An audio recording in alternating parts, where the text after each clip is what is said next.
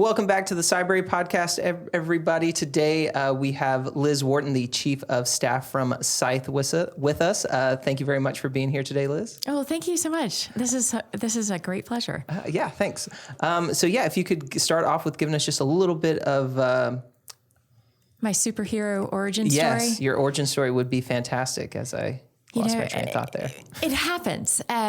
Really, I'd like to think that I'm just such a presence that when I come in, it happens. Yeah. People get tongue-tied. No. So a very non-traditional route, if there's ever a traditional route, fell into information security and technology backwards and really have tried to escape over the years, but it just doesn't work out that way. Mm-hmm. But a lawyer by training and recovering from some aspects of that, but have worked in public policy, trying to bridge that gap between the regulators, legislators, and really the tech speak, mm-hmm. and evolved that into advising startups and other businesses through my legal practice. Spent a brief stint, a little under 2 years with City of Atlanta, was the senior assistant city attorney in charge of technology for the world's busiest airport, and have spent the last almost 2 years working with startups and just recently joined Scythe. Oh, fantastic. We're going to definitely get back to Atlanta. I have a lot of questions about your time there. How did you get started into tech? Like going from, law school and being a lawyer, like how did you start? They're pretty, not foreign to each other, but there's a lot of differences, I would say. You're right, because lawyers are not known for necessarily being technically savvy. Really, I grew up with a grandfather who taught us how to play around with the Commodore 64 in the basement amongst his ham radios. From there, my brother started going to 2600 meetings, and you start meeting people in information security. They find out you're a lawyer, mm-hmm. and they want to ask you questions. Yep. And really, that's my first Black Hat DEF CON experience was 13, 14 years ago. And let's just say I did not blend. Steep learning curve at those kind of things. But the best kind, because you ask people questions and it's like, wait, you're showing an interest in this? Mm-hmm. Absolutely. Like, fire away. Oh, yeah. And then you're, 5 minutes later, you're down a super deep rabbit hole and somebody's giving you a very technical explanation on something that's just fascinating, of something you had never even thought about. Well, and that's when as we're sitting here in the studio, I've got my notebook in front of me. I'm constantly taking notes, mm-hmm. and able to plot and go, okay, we're going to have to come back to that. Now, mm-hmm. I want to, or Googling stuff under the table. It's that yearning, that questioning why, how, and okay, now what, mm-hmm. that has served me well in all the different roles. So it's kind of fun. Yeah, absolutely. Yeah. That's the thing. You always kind of want to know, I don't know that term, or I don't know this, let me figure that out. Oh, constant. I have just pages of those that you go back to, or the book, the open browser pages, okay. Oh, yeah. The Safari history on my phone is just the things that I didn't know that now I sort of do. Mm-hmm. Or at least I've bookmarked and saved to read later. Yes. Let's go back to working at the Atlanta airport. How did that come about? And then, how do you even go about, securing the world's busiest airport?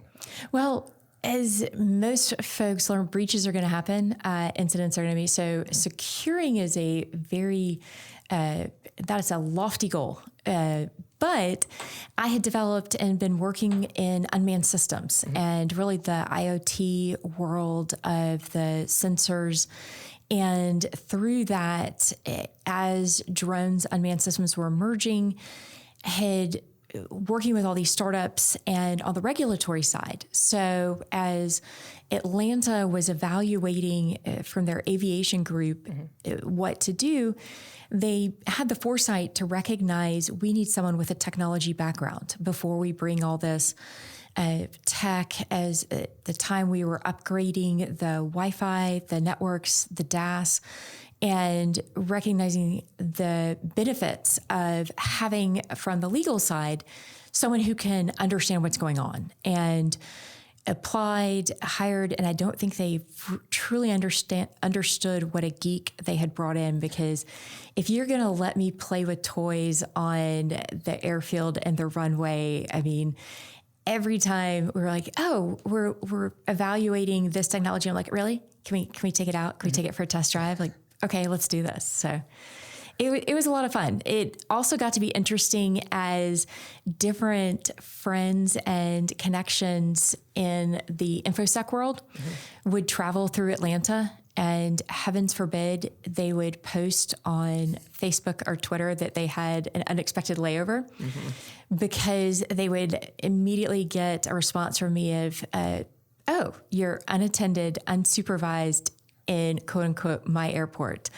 We're going to fix that. I will meet you there, but please, please, please do not break anything. Do not cause any damage. Keep your hands above, where we can see them at all times. Yeah, I've only been to the Atlanta airport once, and I didn't have time to do anything except sprint from one side to the other to catch my flight. So, well, and I thank you for that. Oh, you're welcome. So I mean, we kind of talked earlier when we talked on the phone yesterday about some of the things that you were trying to bring about and kind of change and stuff. Like you said that when you were there was like some vendors and stuff that are still going through. So how do you start, mitigating access to people and like kind of contemplating when they should be there, when they shouldn't, like that? How do you manage that? Well, and really that's part of a bigger picture of third-party risk, is recognizing that you have this vast landscape and all these different attack points. And one of the biggest things, especially coming out of the post-Cities ransomware incident, is you start to look at, okay, what could we have done better? What could we do? And really just knowing who's in your house, knowing who's there. Are they supposed to be there? Have they exceeded? Or in this case, there's times when I would sit in folks' offices and watch certain contractors go by with the logoed vest and everything, thinking, well, I haven't seen a contract come through for them to be working on anything this week. I thought they had finished something else. Like, what's going on? Are they just wrapping up? But having that catalog and that inventory and having a hands-on approach is really helpful when you start looking at one of the highest infection, threat vectors for ransomware incidents, et cetera, malware coming into your ecosystem. It's typically through third parties, vendors, because they don't have the same interest or self-preservation of it's your system. It's okay. Yeah. It's not theirs. If it was their house, they would pay attention, but whatever you want to do at your house. Yeah. I mean, what are the most, I guess, like prevalent, like threats or something in a location like that? Well, and it's the same threats that you find everywhere else. And that's one of the things, the Atlantic Council just released an update to their aviation cybersecurity report. And one of the things in working with the author and in the aviation industry is recognizing, you think of aviation cybersecurity and you think of the airplane. Well, but the airport itself is actually, connected. You've got restaurants, you've got retailers, you've got point of sale systems, you've got everyone trying to connect their iPad to watch the Netflix and chill while they're waiting for their next flight. You've got all the same threats that you find anywhere else in an environment with a higher stakes, higher risk, because if something goes wrong in aviation and transportation, there's not a lot of room for error. And so that was one of the biggest challenges, is having both from the airport side, but also from a resource side, having that discussion where you do realize we face the same risks and identifying and taking the same protocols. I mean, you have this, only a handful of vendors that provide all of the software and systems that are running the electronic signage. And so you've seen airports over in the UK that have had ransomware incidents on their electronic, their arrivals, departures. So if you thought your mad dash across a Hartsfield was bad, imagine if you didn't have the directional signage telling you where your connecting flight was. Wow. And it's kind of fun. If you go back and look at the pictures, it's fun after the fact, but they had people standing there holding whiteboards saying, flight to this and erasing, and you had to go old school. Yeah. It's not something that I would have thought of as like that. You would just, most people probably assume that everything is connected internally to the same, system, but to know that they don't do it that way. And you have to do whiteboards to get a workaround. Well, it's every different airline is responsible, for example, for their gates. So they lease those gates from the airport. So Delta's in charge of its system, and it's where American Airlines, United, everyone else, and so you have to get them to play together nicely of their systems to all communicate, as well as working with the city's system, the aviation's network, as well as every other vendor who's coming in and out of there. So it kind of takes everything and multiplies it by factors of 10, 20, from there. So is it all done by like gate? So like, gate C is all run by whatever airline is there. Does that include all the vendors and everything that might be at that gate? Or do they then each have their own little network that they're working on? Or is it all run? So it's both. In one incident that had gotten a little bit of media play or whatever, there's one software provider that provides the load balancing software for every major airline. So they've had a couple of glitches, let's call them. And so if they go down, then the flights can't do the calculation. So each individual flight, be it Delta, American Airlines, United, whoever's using that software, in this case, everyone, has to ground all their flights until they can come up with an alternative mechanism. So you have instances like that, whereas the electronic signage at each gate that they're using, that's going to be one vendor that's doing it. But whether it comes to, and you see this if perhaps the carpeting is not as fresh, maybe it's worn in a certain area, some of that will fall on different individual airports. They have consortiums that have come together to say, okay, we're going to take responsibility, joint responsibility for maintenance of this system. Well, a different area of the airport may be actually maintained by the Department of Aviation through the city. So that's what I say. It gets interesting, especially when you have stuff like a power outage that I'm not saying that ever happened at Atlanta, but as I'm nodding vigorously, it shut down the airport for several hours, which caused this ripple effect. And then having to peel back the layers of the onion to figure out, well, who's responsible for this section of the electrical grid for feeding the airport. That got to be a little fun because everyone's pointing fingers of, well, it's not my problem that you're stuck on the tarmac for hours on end in the dark. Like, no, it's this guy over here. It's somebody else. It's that person. Yeah. Exactly. Everyone but me. Yeah. So, I mean, in your capacity, your role, is that just kind of to oversee and make sure that kind of everybody plays together and is following kind of the same rule set? I mean, what kind of, what is the overall, what are you doing in those situations? Well, and so as hopefully most companies are realizing when it comes to their legal department and getting those lawyers in, I really like to be in the conversation from the initial steps of the project, because that way I understand what the department's needs are. And really, I was there to ensure that from project inception to project completion and every step of the way in between, that they were following or that they were meeting whatever the regulatory and statutory requirements were from the contracting side. But also it's just a resource and to really offer insight of, okay, if this is where you want to get in the project. This is the end result you want. Well, here's the ways you can do that within the existing framework.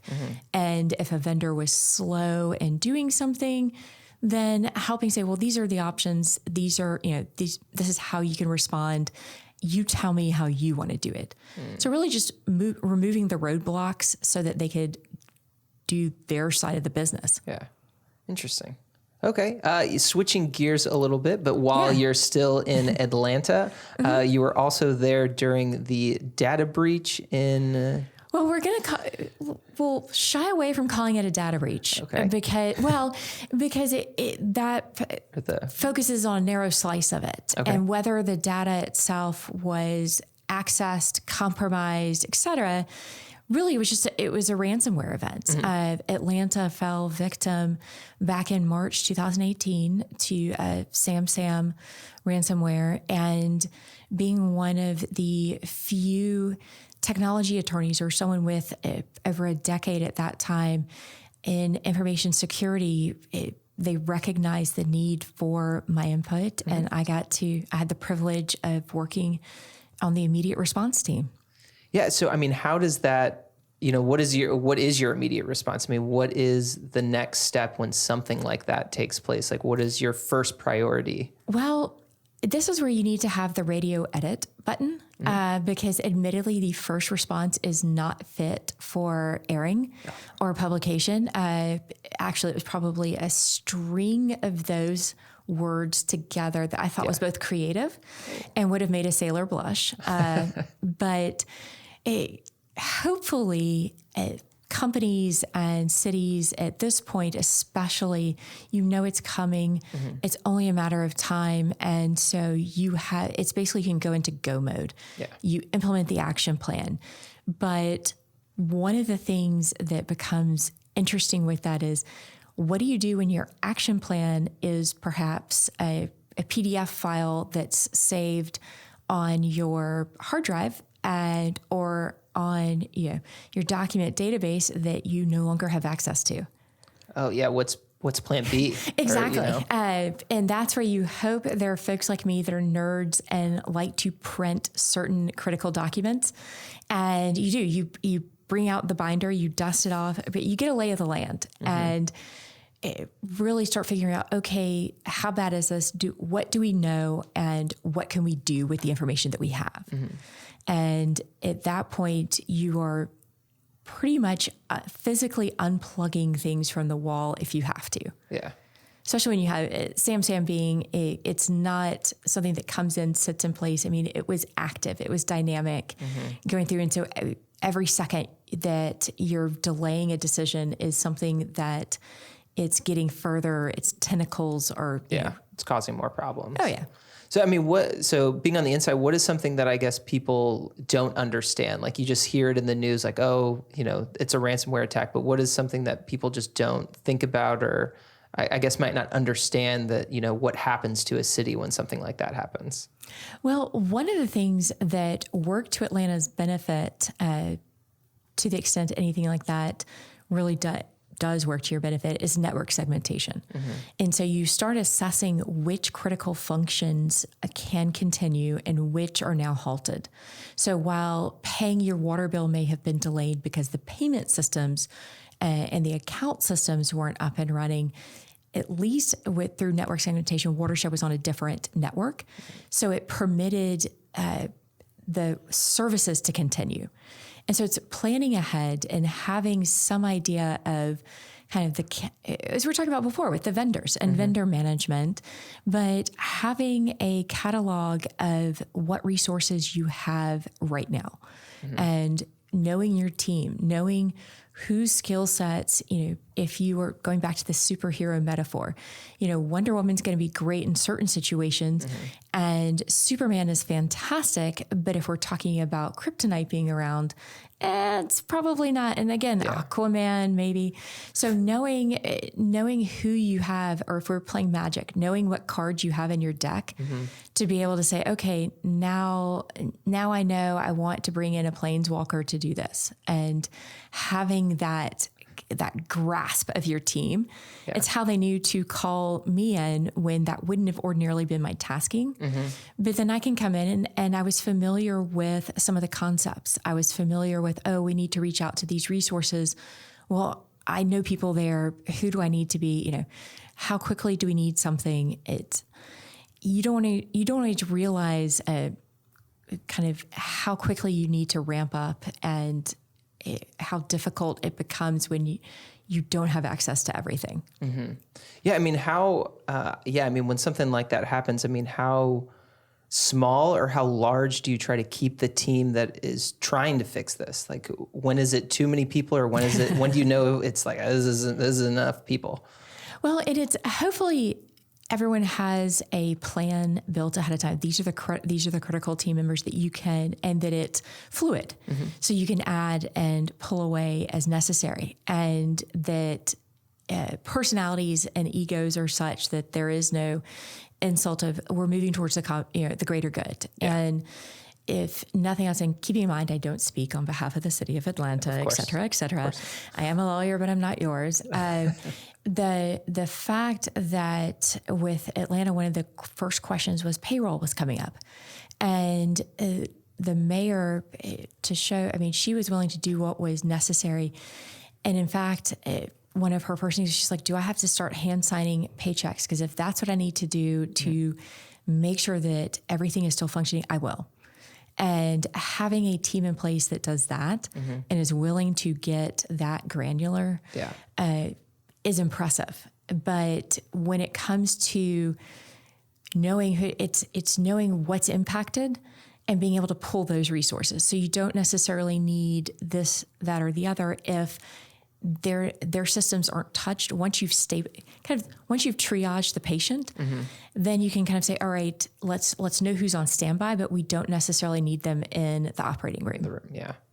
Interesting. So, how do you help with working? So, you're working with the mayor and I'm sure a bunch of other city officials, but then you're also working with the very technical people. What is it like bridging the gap between trying to make people who might not be super technically inclined understand somebody who is extremely technically inclined, and like trying to make them talk and be on the same page? Well, and it's not even being on the same, it's even just getting that minimum vocabulary, like let's level set, and explaining that, for example, if the system's broken, you're having to build everything back up from scratch, essentially. Yeah.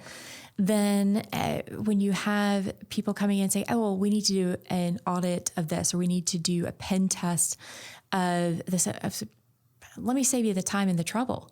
You don't need to test it. It's broken.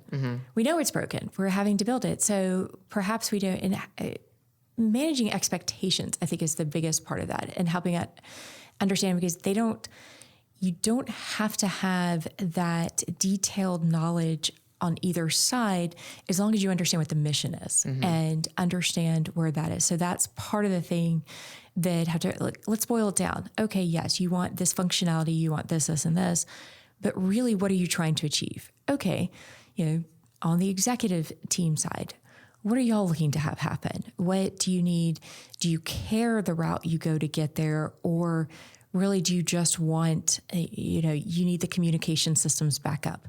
Okay, bridging that and kind of breaking it down to the commonalities, it really becomes key.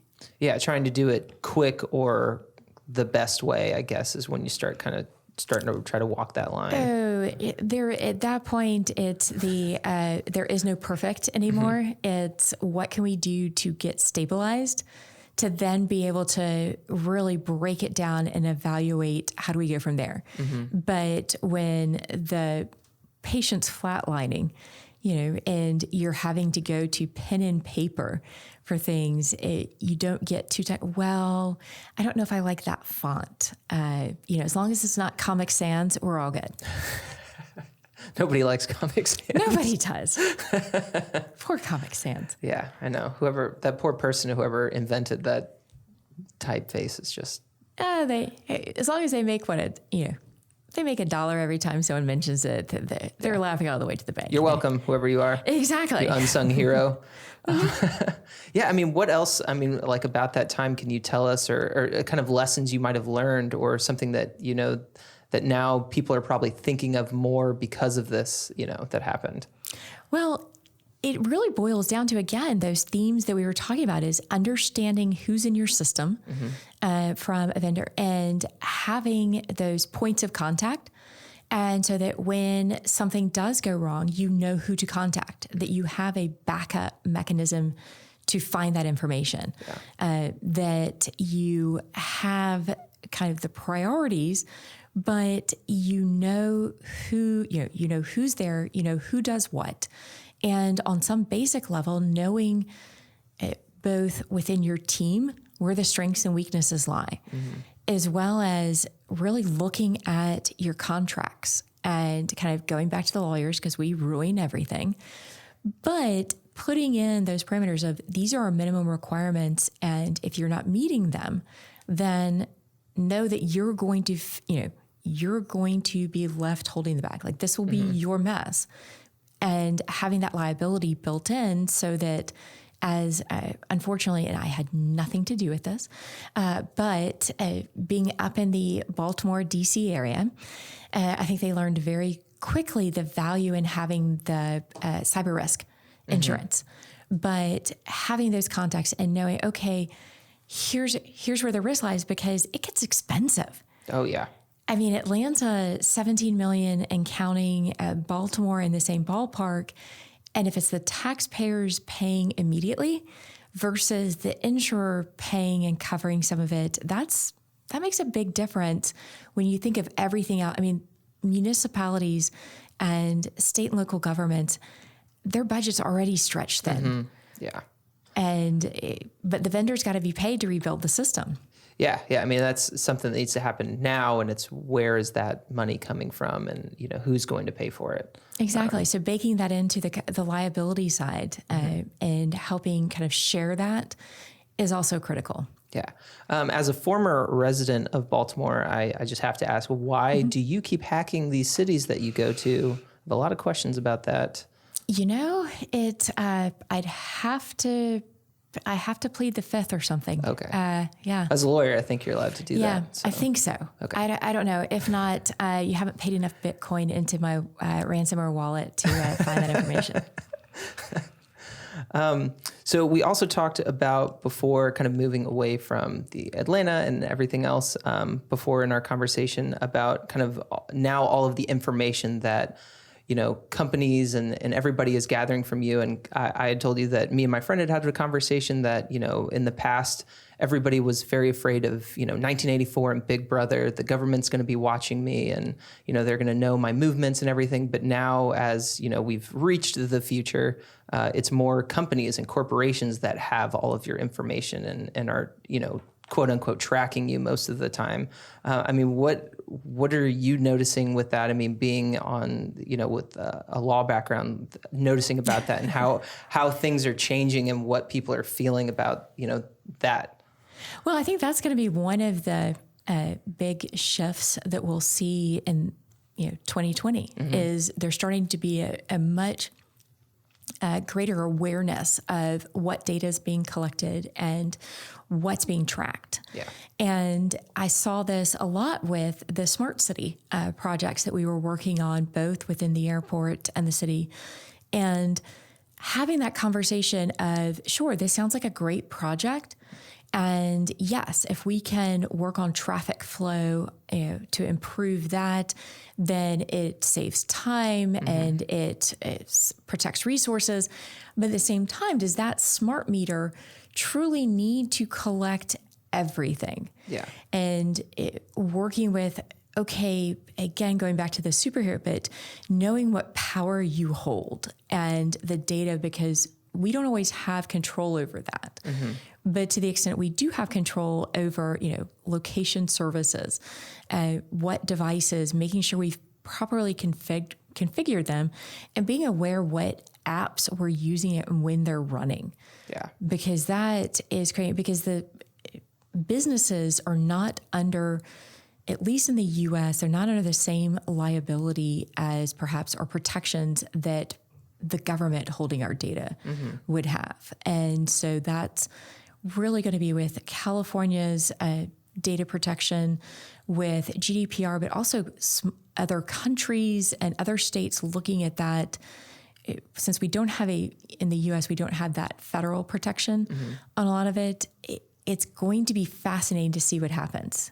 Yeah, I mean, it's getting to a point. I mean, everybody's installed an app on their phone. Everybody clicks the terms and services and immediately agrees because it's 50 pages of lawyer speak that I do not understand. I mean, as somebody who understands that, I mean, do you sit there and just, spend the time? Is it just like, yep? I am just as guilty of clicking through because okay, it's not just me. Yeah, no, because I mean, what do you think you're going to do? There is no negotiation. It's, well, I'd like to have this provision changed. You let me know how that goes when you contact the app providers. I mean, and part of that goes back to developers and where from, recognizing bringing it all the way down to that basic level of what are you designing, what are you building, and should you be required to, or just as a business practice, bake in some better protections. Yeah, I mean, a lot of apps now that people are noticing is like, why does this need to connect to Bluetooth? And why does it's like, oh, it's tracking your location. That's the reason that it's doing that. And I think people are starting now to understand like, oh, I don't want it to do that. Like, let me actually look through and see what location services it's using and things like that. So I think people are starting to become a little bit more aware. Some people at least. Yeah, no. And as much as I joke about lawyers and insurers ruining everything, I mean, that's really where change is going to be driven. Yeah.